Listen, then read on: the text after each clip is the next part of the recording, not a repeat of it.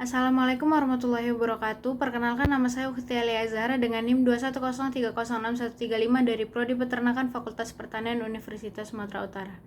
Kali ini saya akan menjawab beberapa pertanyaan dari Ibu Tati Vidianasari SPTMP mengenai enzim.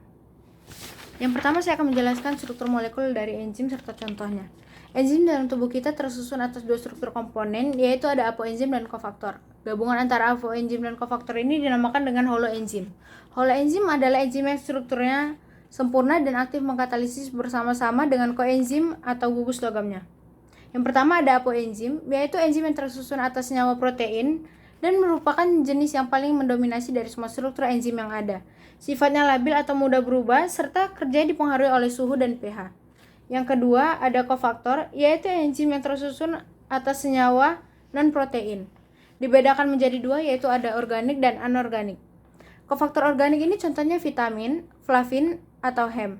Serta kofaktor anorganik ini contohnya ion-ion logam yang berfungsi sebagai pusat katalis primer, tempat mengikat substrat, dan stabilisator agar enzim tetap aktif.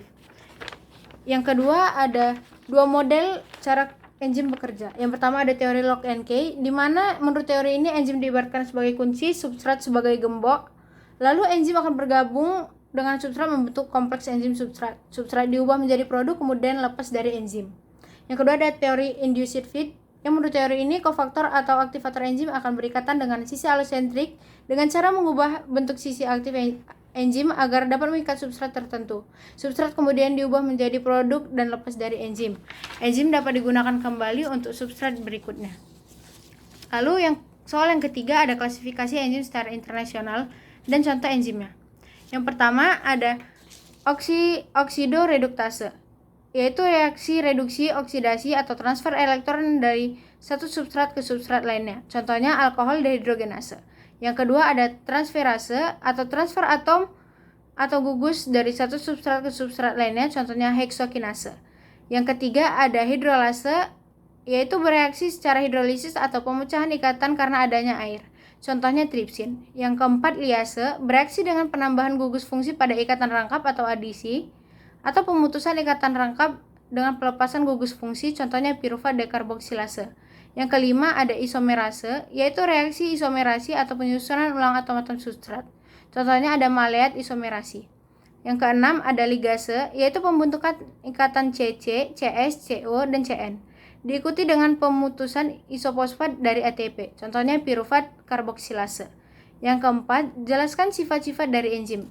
Yang pertama, enzim sebagai katalisator. Enzim merupakan katalis yang dapat mengubah laju reaksi tanpa harus ikut bereaksi. Enzim bersifat khas atau spesifik kerjanya, dan aktivitasnya dapat diatur. Tanpa kehadiran enzim, suatu reaksi akan sulit terjadi karena dengan kehadiran enzim, kecepatan reaksinya akan meningkat sampai 107 kali. Yang kedua, enzim sebagai protein.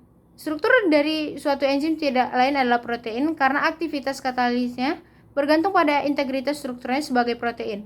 Walaupun ada beberapa senyawa yang bertindak sebagai katalis, misalnya RNA. Yang ketiga, enzim itu khusus.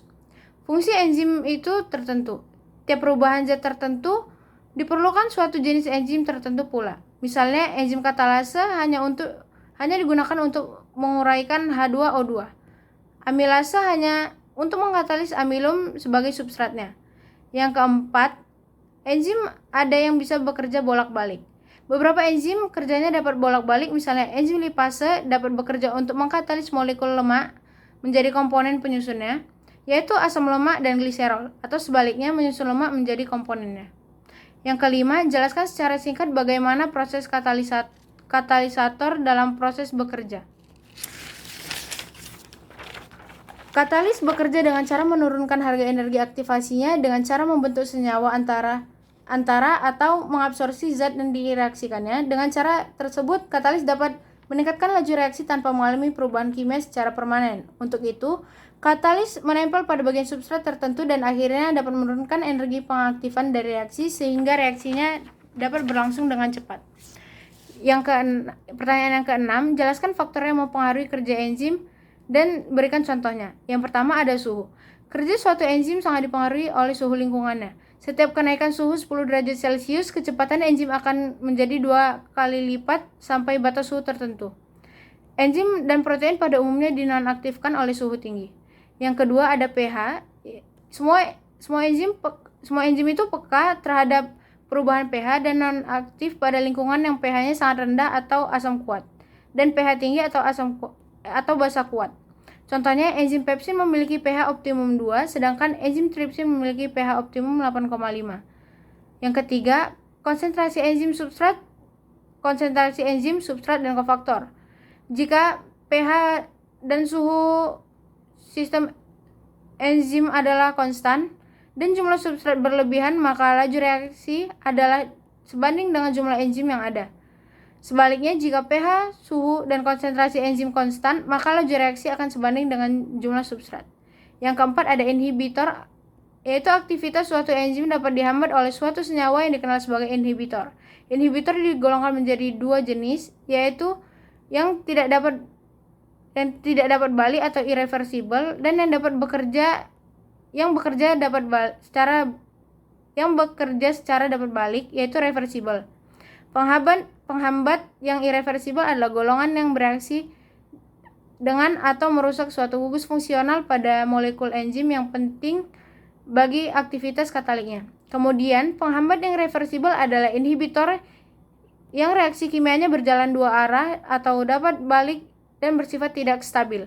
Ketika inhibitor mengikat sisi aktif enzim, maka inhibitor ini dapat dipisahkan lagi dari ikatannya.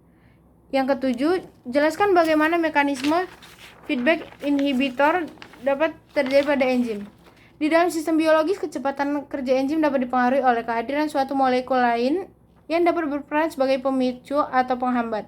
Keduanya biasanya disebut secara bersama-sama sebagai efektor. Pola umum pengontrolan jalur metabolisme biasanya terjadi ketika enzim pertama pada jalur metabolisme tersebut dihambat kerjanya oleh hasil akhir dari jalur metabolisme tersebut. Pengontrolan model feedback inhibition ini di mana yang bekerja pada tahap awal dihambat kerjanya oleh produk akhir, memberikan keuntungan pada sel, yaitu organisme tersebut dapat mengatur suplai energi dan mencegah penumpukan senyawa intermediat. Selama proses metabolisme terjadi, banyak jalur metabolisme dalam tubuh organisme berbentuk cabang, sehingga proses feedback inhibition yang terjadi dapat berlangsung di beberapa lokasi. Sekian yang dapat saya sampaikan. Wassalamualaikum warahmatullahi wabarakatuh.